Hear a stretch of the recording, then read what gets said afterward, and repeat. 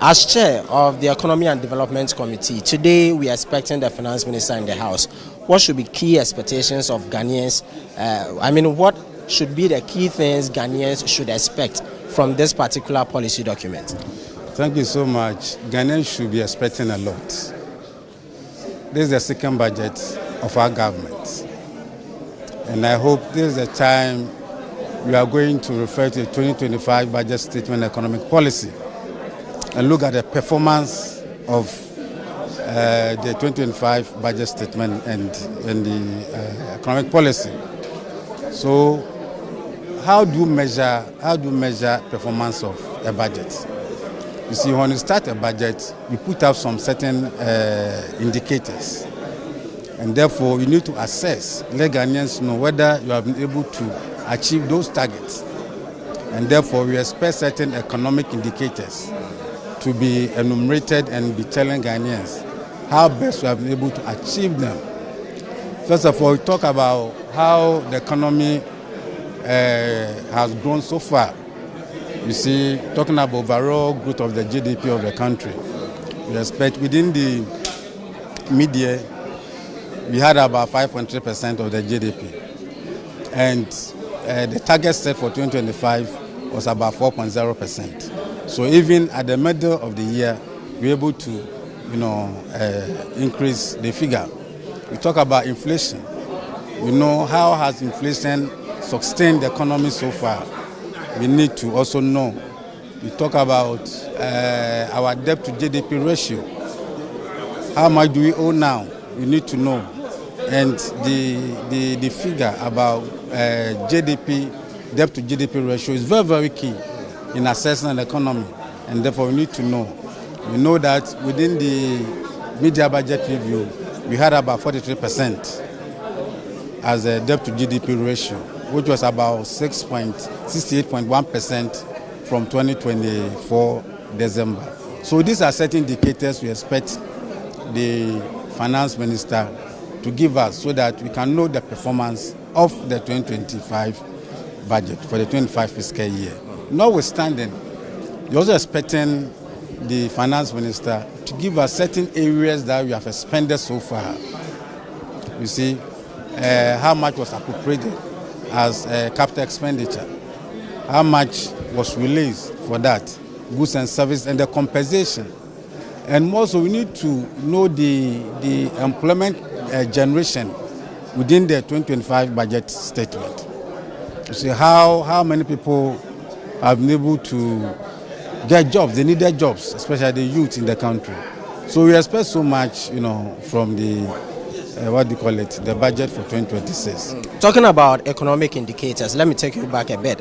How do we ensure that these positive outlooks transcend to the ordinary Ghanaian? You see,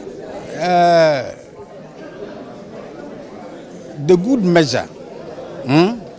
measure of every economy is done by looking at the standard of living of the people, as you are alluded to. So let's see how people are living well in the country.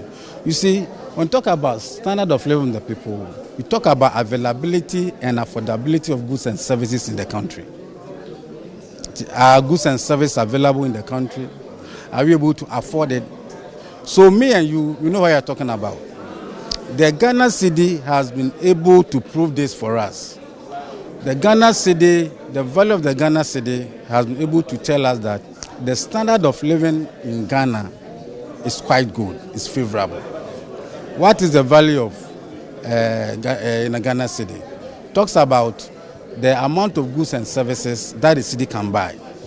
Me and you know the inflation figure as we speak today, about 6.5. You understand my point? It tells you that if you have the money, you have the city, you'll be able to buy more goods and services. That tells you that the economy is good. But many believe that we are not seeing that on the foot. When you go to the market, goods that you were hitherto buying them at a higher price, we still haven't seen much decrease in them. We need to do a lot of work with this. Let's go into the market. You will experience and realize it. I learned the finance minister, started this journey by entering various market centers in the country. You see, it is popping up. Rice, like let's say a bag of rice that initially cost about 1,500.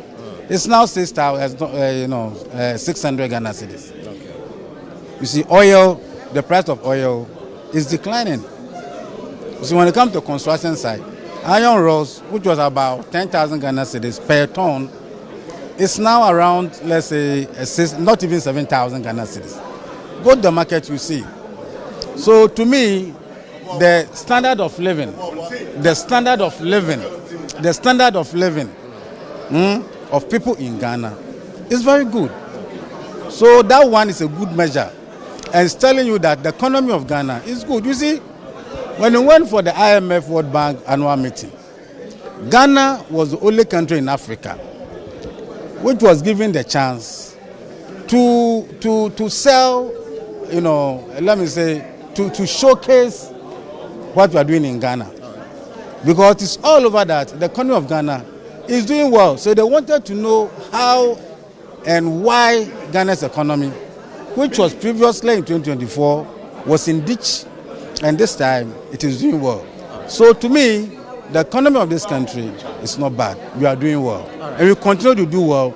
We'll see all these things from the 26th budget. All right. Thank you so much for speaking to us. So you heard me speak to the Honorable Eric Afo. He is the chairman of the Economy and Development Committee of Parliament. I have also been joined by the Menchia South MP. He would also share with us what he expects from the 2026 budget, precisely from the Finance Minister today. Thank you very much. I expect the Finance Minister to make provision for a budget that would see job availability to the teeming youth of this country. In the President's maiden address to Parliament, he stated that we have over 2 million Ghanaians who are unemployed. In the midst of that was the directive by the Chief of Staff to the effect that certain Ghanaians married with children in some instances or some cases should be sacked from their employment. Now, but the argument was that they were not properly recruited. It doesn't matter. As a result of that action, they are also unemployed. So add them to the 2 million. I'm sure if there was other stable, secured employment, well-paying, what happened yesterday at the Elwak, where we lost young Ghanaian lives, where some Ghanaians died, where some Ghanaians, young ones, got injured. They didn't die on the Sahara Desert in their quest to seek greener pastures abroad.